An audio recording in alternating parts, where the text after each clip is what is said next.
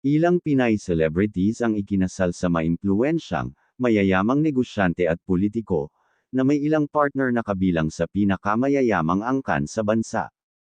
Kabilang ang asawa nina Sara Geronimo, Sofia Andres, at Erich Gonzalez. Sara Geronimo and Matteo Guidicelli. Inanunsyo ni Sara Geronimo ang kanyang engagement sa kapwa-aktor na si Matteo Guidicelli noong November 7, 2019, at ikinasal sila noong February 20, 2020, sa isang pribadong seremonya sa Taguig. Si Matteo Guidicelli ay nagmula sa isang mayaman at maimpluwensyang pamilyang nakabase sa Cebu. Ang kanyang ina, si Glenna Fernan Guidicelli, ay bahagi ng kilalang angkan ng Fernan, na may kaugnayan sa yumaong Chief Justice Marcelo Fernan. Ang kanyang ama, si Gianluca Guidicelli, ay Italyano. Ang pamilya ay mahusay na itinatag, na nagpapahintulot kay Matteo na ituloy ang karera ng kart mula sa murang edad.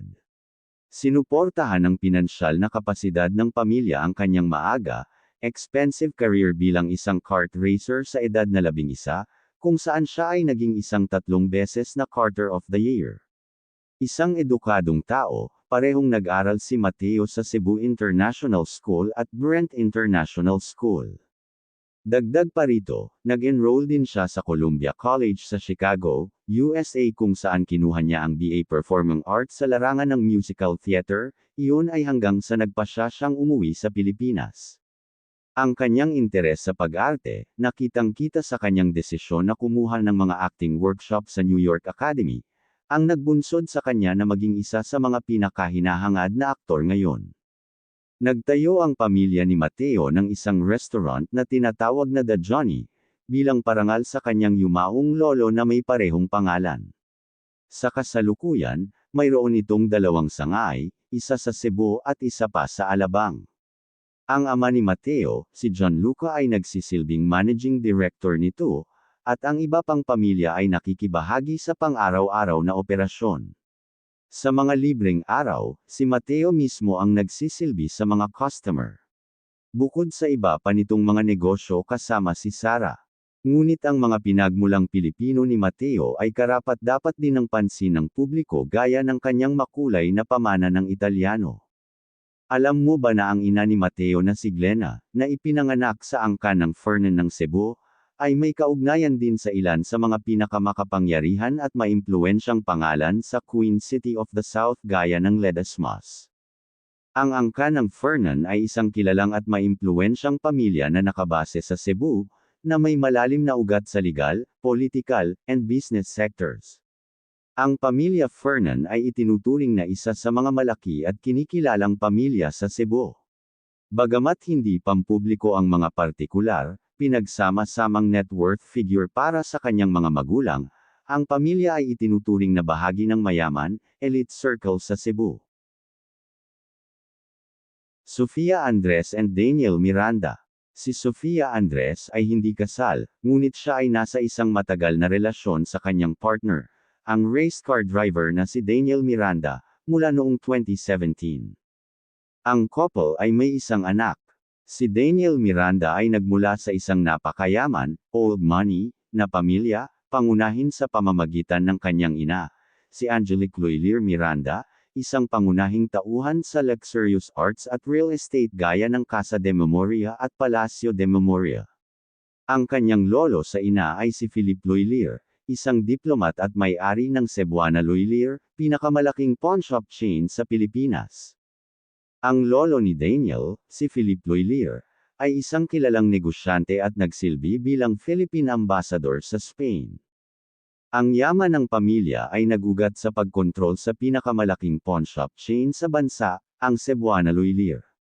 Sa kasalukuyan, si Jean Henry Loylier ang presidente at CEO ng Cebuana Loylier, PJ Loylier Group of Companies, na ginagawa itong nangungunang microfinance service provider sa Pilipinas na may mahigit 3,500 na sangay. Ang kumpanya ay itinatag ng kanyang ama, si Ambassador Philip Jones Loylier, na nananatiling chairman. Ang kanyang ina, si Angelique Loylier Miranda, ay namamahala sa mga luxurious heritage at art business, kabilang ang auction house na Casa de Memoria. Naging headline ng Palacio de Memoria noong 2019 para sa pagpapanumbalik nito. Orihinal na kilala bilang Villaroman Mansion, ang engranding 7 palapag na estate ay inayos ng magkapatid na Camille Lhuillier at Angelique Lhuillier. Ngayon, ang site ay tahanan ng European artwork, objets d'art, at antiquities ng magkapatid, at inilarawan bilang isang cultural purveyor na matatagpuan sa isang mansyon bago ang digmaan. Nakuha ng pamilya Lhuillier ang ari-arian noong 2004, habang opisyal na nagsimula ang pagpapanumbalik noong 2015. Si Daniel ay itinuturing na isang supling ng isang kilalang, mayamang pamilya, na nagbibigay sa kanya ng background ng makabuluhang kayamanan. Ibinahagi ni Daniel at Sofia kung paano gumaganap ang social media sa kanilang relasyon. Ang online na mundo ay maaaring magbigay ng higit na ingay kaysa kinakailangan, kaya naman ipinahayag ni Daniel ang kanyang kagustuhan na panatilihin pribado ang tungkol sa kanyang pamilya. Erich Gonzalez and Mateo Rafael Lorenzo. Si Erich Gonzalez ay ikinasal kay Mateo Rafael Lorenzo, isang negosyante at equestrian mula sa isang kilalang, mayamang pamilya, na kanyang pinakasalan noong March 2022.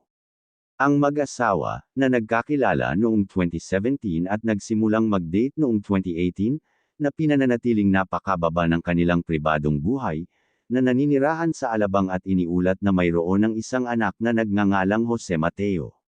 Si Mateo Lorenzo ay isa sa 12 anak ni Martin Ignacio Lorenzo, isang kilalang Filipino business tycoon na nangangasiwa sa isang malawak, high net worth portfolio, kabilang ang Central Azucarera de Tarlac, Inc., at mga dating stakeholding sa Pancake House. Kinokontrol ng pamilya ang mahahalagang negosyong pang-agrikultura, real estate, at pagkain, ginagawa silang kilala, mayaman, at maimpluwensyang angkan sa Pilipinas. Bilang ama, isa siyang powerhouse business figure na may hawak na executive role sa mahigit 12 kumpanya. Naglingkod siya bilang chairman at CEO ng Central Azucarera de Tarlac, Inc., isang pangunahing producer ng asukal. Malaki ang naging papel ni Martin sa pagpapalawak ng House Group bago ito ibenta sa Maxis Group sa halagang mahigit 3 na bilyong piso noong 2014. Ang ama ni Mateo ay nasa likod din ng ilang brand ng pagkain na itinayo o nakuha niya gaya ng Densho's noong 2004, Teriyaki Boy noong 2005, Sizzlin Pepper Steak noong 2007, kabisera ng Densho's noong 2008, Le Coeur de France noong 2008, Yellow Cab and Chicken Rice Shop noong 2008. Ginamit din ng Pancake House and Del Monte Philippines. Ang mga interes ng pamilya Lorenzo ay umaabot sa Lepande, isang banana, pineapple exporter, iba't ibang pamumuhunan sa agrikultura, at real estate. Ang pamilya ay may hawak na pamumuhunan sa magkakaibang sektor, kabilang ang isang pribadong equity investment firm. Si Mateo Lorenzo mismo ay isang mahusay na propesyonal na nag-aral sa Wharton School para sa kanyang MBA at kasangkot sa pamamahala sa mga interes ng negosyo ng pamilya.